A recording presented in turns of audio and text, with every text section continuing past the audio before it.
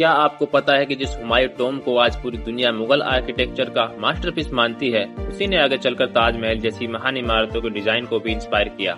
लेकिन इस जगह की खूबसूरती सिर्फ इसकी इमारत में नहीं, बल्कि उस सोच में छुपी है जिसने इसे बनाया।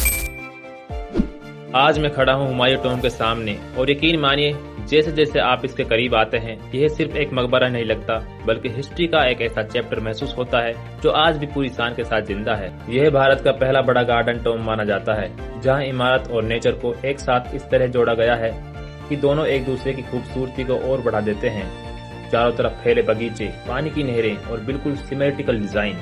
हर चीज इतनी बैलेंस लगती है कि कैमरा कहीं भी घुमा दीजिए, हर फ्रेम पोस्ट कार्ड जैसा दिखाई देता है। सबसे दिलचस्प बात तो यह है कि इस मकबरे का निर्माण हुमायूं की पत्नी हमीदा बानो बेगम ने उनकी याद में करवाया था। उस दौर में इतनी भव्य और सोच समझकर बनाई गई इमारत सिर्फ एक मकबरा नहीं, बल्कि सम्मान, प्रेम और विरासत की मिसाल थी। अगर आप इसकी दीवारों को ध्यान से देखें तो रेड सैंडस्टोन और व्हाइट मार्बल का कॉम्बिनेशन इसे एक रॉयल लुक देता है। ऊंचा गुंबद, सुंदर मेहराबें और बारीक जियोमेट्री यह दिखाती है कि उस समय की आर्किटेक्चर कितनी एडवांस थी। यहाँ का हर एंगल इस तरह बनाया गया है कि देखने वाले की नज़र अपने आप ऊपर उठ जाए। यही वजह है कि आज यह जगह यूनेस्को वर्ल्ड हेरिटेज साइट के रूप में पूरी दुनिया में पहचानी जाती है। हर साल हजारों लोग यहाँ सिर्फ हिस्ट्री देखने नहीं, बल्कि उस एहसास को महसूस करने आते हैं जिसे तस्वीरों में पूरी तरह कैद करना आसान नहीं। और एक बात, अगर आप सुबह या शाम के समय यहाँ आए तो हल्की धूप जब इस लाल पत्थर पर पड़ती है, तब पूरी इमारत का रंग बदलता हुआ सा महसूस होता है। ऐसा लगता है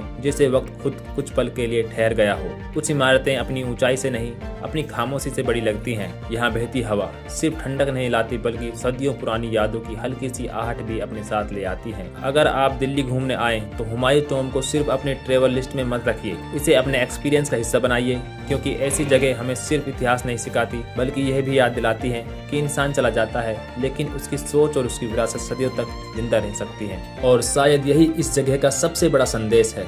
असली पहचान उम्र से नहीं, अपने छोड़े हुए निशानों से बनती है।